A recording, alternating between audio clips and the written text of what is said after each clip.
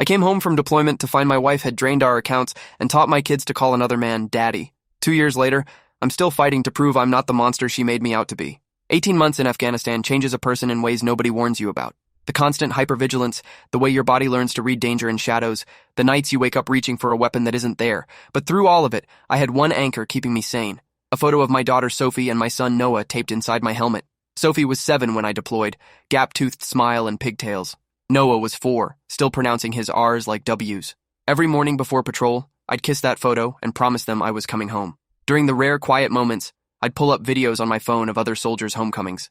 Watching those kids sprint across airport terminals into their father's arms became my ritual. That's what I imagined during the long convoys through hostile territory. That's what I held on to when we lost Martinez to an IED, and I had to help carry what was left of him to the helicopter. My kids running to me. My wife Kelly crying happy tears. Going back to normal life like the deployment was just a bad dream we could all wake up from. The day I finally flew home, my hands wouldn't stop shaking during the entire flight from Germany to Kentucky. Not from fear or PTSD, just pure anticipation mixed with exhaustion.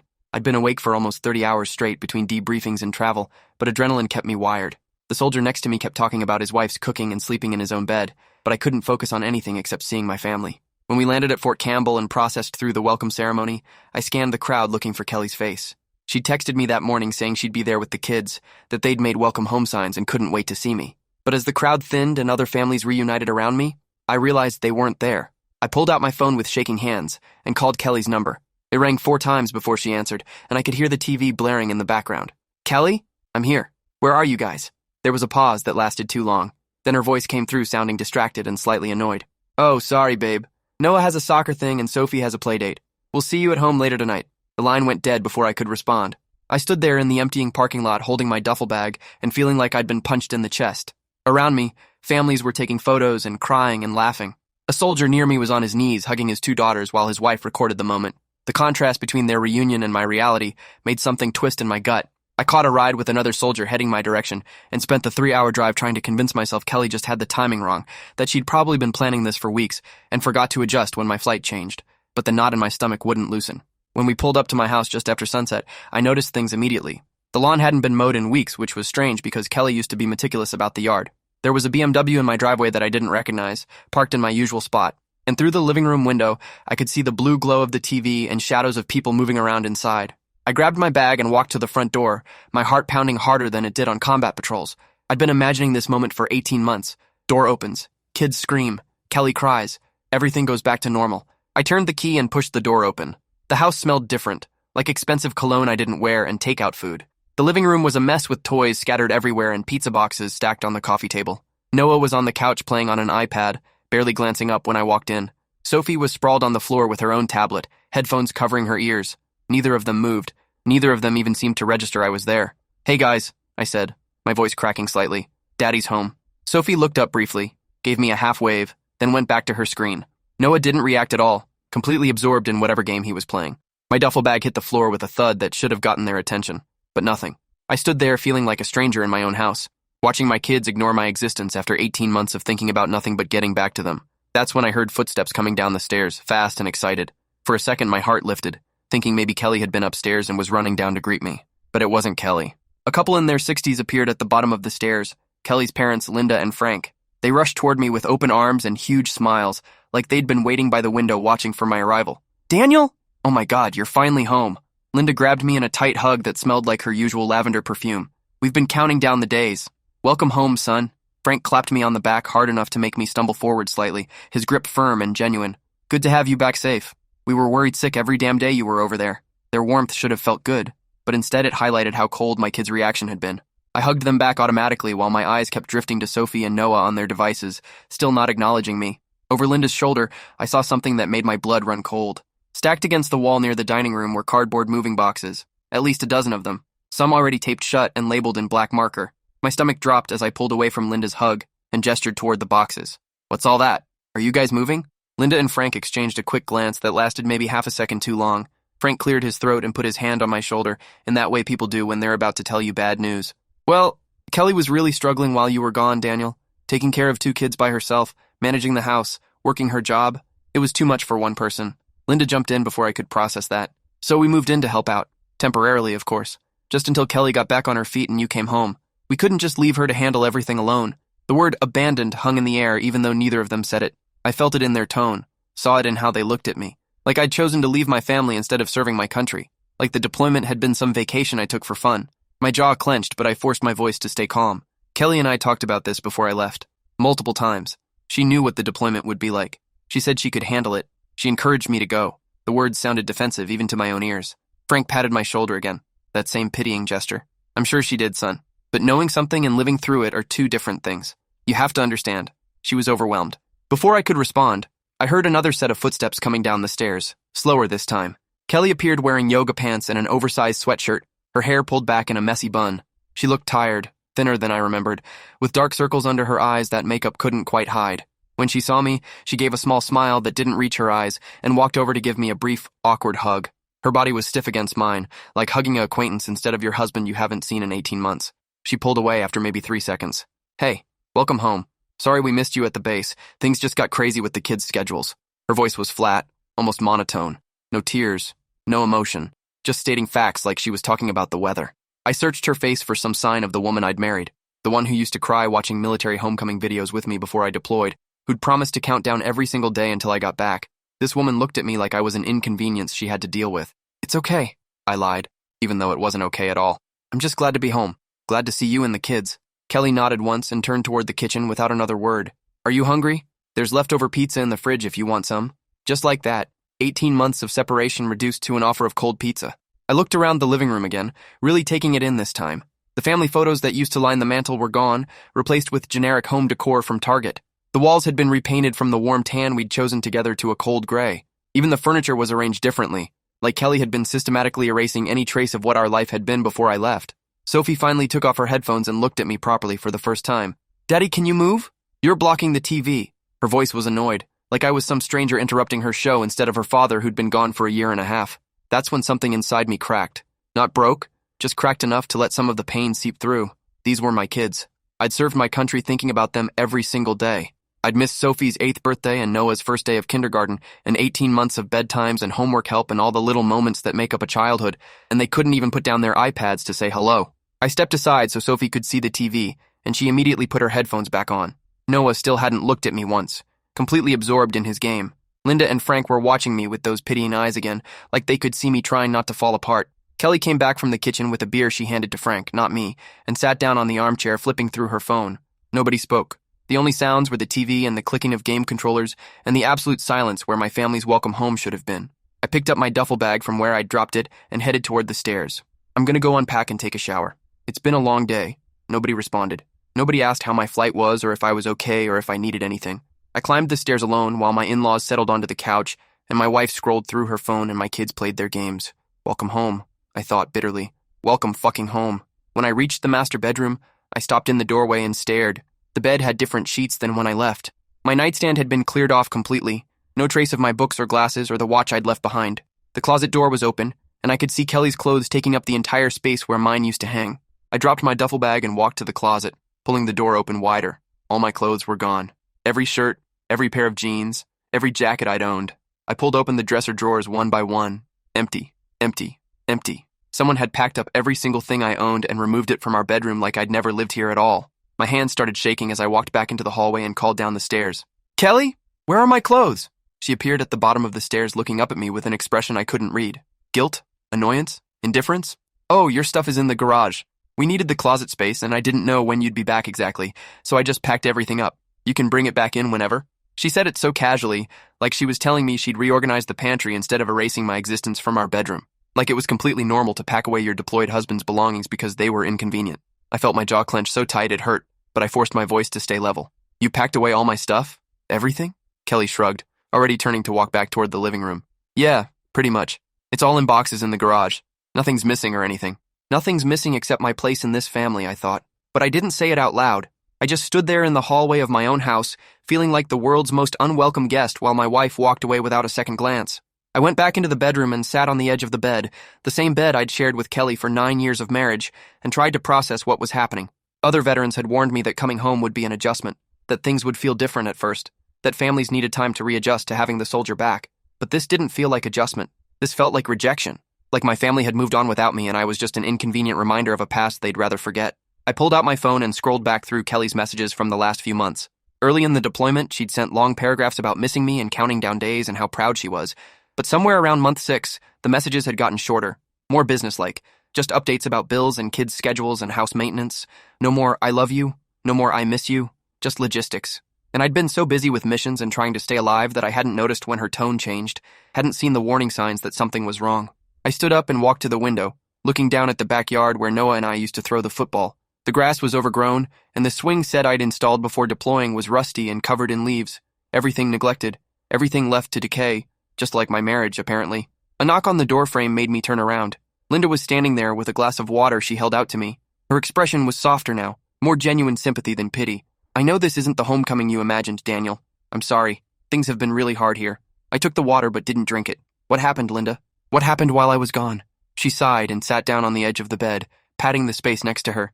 I sat down reluctantly, waiting for whatever explanation was coming. Linda folded her hands in her lap and seemed to be choosing her words carefully. "Kelly struggled more than she let on. The kids were acting out, especially Noah. He had tantrums every night asking for you. Sophie started having nightmares. Kelly was working full-time and trying to manage the house and handle 2 kids who missed their daddy. She was drowning.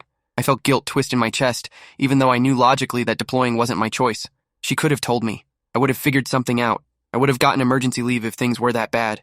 Linda shook her head slowly. "She didn't want to worry you. Didn't want you distracted over there, so she just powered through. But Daniel, she broke down one night, called us at 2 a.m. sobbing because she couldn't take it anymore. That's when we moved in to help. The guilt got heavier. I'd been so focused on my own survival, on completing the mission and getting home safe, that I hadn't realized my wife was falling apart. But another part of me, a harder part forged in 18 months of combat, asked why she hadn't told me, why she'd let me believe everything was fine when it wasn't. Linda stood up and walked toward the door, then paused and turned back to me. "Just be patient with them, okay? Give them time to adjust to having you back. It'll get better." She left before I could respond. I sat there holding the water glass and wondering how long time to adjust was supposed to take. How many days or weeks or months of being treated like a stranger in my own home before my family remembered they used to love me. That night, I unpacked my duffel bag in silence while Kelly got the kids ready for bed downstairs. I could hear her voice reading them a bedtime story, her tone warm and loving in a way it hadn't been when she talked to me. When she finished, I heard small feet running past the bedroom toward the kids' rooms, but neither of them stopped to say goodnight to me. I waited until the house got quiet, then went downstairs to the garage through the side door. True to Kelly's word, there were boxes stacked against the wall labeled Daniel's clothes and Daniel's stuff in her handwriting. I opened one and found my civilian clothes wadded up and shoved in without any care, wrinkled and musty from being packed away for months. Another box had my books, my watch, my framed certificates from the army, random personal items all mixed together like garbage someone was throwing out. I stood there in the garage surrounded by boxes containing what was left of my presence in this house and felt something cold settle in my chest. This wasn't just Kelly struggling with my deployment. This was Kelly systematically removing me from her life. I went back upstairs and found Kelly already in bed on her side, scrolling through her phone. I got in on my side, leaving a careful distance between us. She didn't look up from her screen. "Kelly, we need to talk about this, about what's happening here." She sighed, that annoyed sigh people make when you're interrupting something important. "Can we not do this tonight? I'm exhausted and I have work in the morning. I've been gone for 18 months. I think we need to talk." She finally looked at me, and her expression was cold in a way I'd never seen before. "Fine. What do you want me to say? That it was hard? It was really fucking hard, Daniel. You left us here, and I had to handle everything by myself." The accusation in her voice made my jaw clench. "I didn't leave you. I was deployed. That's different. And we talked about this before I left. You said you'd be okay. You encouraged me to go." Kelly sat up now, her phone forgotten on the nightstand. "Because what was I supposed to say? No, don't go serve your country because I can't handle the kids? I would have looked like a terrible wife. So I said what I was supposed to say and then dealt with reality after you left." Her words hit me like physical blows. So all those conversations before deployment where she'd held my hand and promised we'd get through this together had been lies. She'd resented me from the start. "I called whenever I could," I said, hearing my voice get defensive. "I sent emails and videos for the kids. I did everything possible to stay connected." Kelly laughed, but there was no humor in it. "Yeah, grainy videos with a 10-second delay where you looked exhausted and stressed. That was real helpful for the kids. Noah started crying every time he heard your voice because he missed you so much. So eventually I just stopped showing him the videos." That information felt like a knife to the chest. "You stopped showing him videos of me?" "It was easier for everyone. The kids adjusted better when they weren't constantly reminded you were gone. By the end, they barely asked about you anymore." She said it like it was a good thing, like my kids forgetting about me was some kind of victory. I stared at my wife, this woman I'd been married to for 9 years, and realized I was looking at a stranger. The Kelly I'd left 18 months ago wouldn't have said these things, wouldn't have looked at me with such cold indifference. Something had changed while I was gone, something fundamental and possibly irreversible. I'm going to sleep, Kelly said, turning away from me and pulling the covers up. We can talk more tomorrow if you want, but I knew we wouldn't. This was going to be the pattern. Me trying to reconnect, her shutting down, me trying to be a father, my kids ignoring me, day after day of being an outsider in my own family. I lay there in the dark, listening to Kelly's breathing even out as she fell asleep, and I thought about all those nights in Afghanistan when I'd imagined coming home, the warm embraces, the tears of joy, the feeling of being loved and missed and valued. What I'd actually come home to was so far from that fantasy it felt like a cruel joke. I'd survived a deployment in a war zone. Now I had to figure out how to survive in my own house. The next morning, I woke up at 05:30 out of habit, my body still programmed to the military schedule. Kelly was already gone, her side of the bed empty and cold. I got up and went downstairs to find Frank making coffee in the kitchen while Linda scrambled eggs at the stove. They greeted me warmly, almost too warmly, like they were overcompensating for Kelly's coldness. The kids were at the table eating cereal, both still in pajamas, both still glued to screens. I sat down across from Noah and tried to catch his eye. Hey buddy, you excited for school today? He nodded without looking up from his iPad. I tried again with Sophie. How about you, Soph? What are you learning about in school right now? She shrugged, headphones covering her ears, not hearing me or pretending not to hear me. I looked at Linda hoping for some kind of help or explanation, but she just gave me that same sympathetic look and turned back to her eggs. Frank handed me a cup of coffee and sat down next to me. They'll warm up to you, son. Just takes time. But how much time? I wanted to ask. How long until my own kids acknowledged my existence? Until my wife looked at me without resentment? Until I stopped feeling like an intruder in my own life? I sipped the coffee and tasted nothing. The days started blurring together. Kelly left for work before I woke up and came home after dinner, claiming she had extra projects at the office. The kids went to school and came home and went straight to their rooms or the living room TV, avoiding any interaction with me. Linda and Frank tried to facilitate conversation during meals, asking me about my deployment in that careful way people do when they don't really want to hear the real answers. I tried to slip back into a routine, made breakfast for the kids even though they barely touched it, offered to help Sophie with homework even though she said she'd rather ask Grandma, tried to play catch with Noah in the backyard until he said he was tired and went back inside after 5 minutes. Everything I attempted was met with indifference or outright rejection. It was like trying to break through a wall with my bare hands. 2 weeks after I got home, something happened that changed everything. I was doing the dishes after dinner while Linda and Frank watched TV with the kids. Kelly was upstairs on a work call that had been going for over an hour. Noah finished his dinner and without warning, his plate slipped from his hands and shattered on the tile floor. The crash was sudden and loud, and my body reacted before my brain could catch up. I hit the floor hard, crawling under the kitchen table on instinct, my heart hammering in my chest. Training took over completely. Secure position. Check for threats. Count down from 5 to assess the situation. 5, 4, 3, 2, 1. I whispered the countdown under my breath like I'd done hundreds of times in Afghanistan when incoming fire hit near our position. Nothing exploded. No gunfire. Just the sound of the TV in the other room and my own ragged breathing. I realized where I was. Home. Kitchen floor. Not a combat zone. Just a dropped plate. The embarrassment hit me immediately as I crawled out from under the table, my face burning. Frank was standing in the doorway with wide eyes, his phone up and pointed at me. He'd filmed the whole thing. Linda came rushing in behind him, looking concerned but also shocked, like she'd just witnessed something disturbing instead of a normal PTSD response. Noah started crying, scared by my reaction. Sophie ran to her grandmother's arms, and I just stood there covered in dish soap with broken plate pieces around my feet, feeling like the monster they apparently thought I was. "I'm sorry," I said, my voice shaking. "I'm sorry. I didn't mean to scare anyone. It was just..." The sound startled me and I reacted. Kelly appeared at the top of the stairs, her work call apparently finished. She looked down at the scene with an expression of horror mixed with something else. Vindication, maybe. Like I'd just confirmed something she'd been thinking. "Jesus, Daniel, you scared the kids." Her voice was sharp, accusatory. "I'm sorry," I repeated, knowing it wasn't enough. "It won't happen again. I just need..." But she was already shepherding Sophie and Noah up the stairs, her arm around both of them protectively. "Come on, guys. Let's get ready for bed early tonight." Linda helped me clean up the broken plate in silence, not meeting my eyes. Frank had disappeared, presumably to show Kelly the video he'd taken. I could hear their voices upstairs, muffled but intense. I sat at the kitchen table afterward with my head in my hands, trying to slow my racing heart. That's what they'd been waiting for, I realized.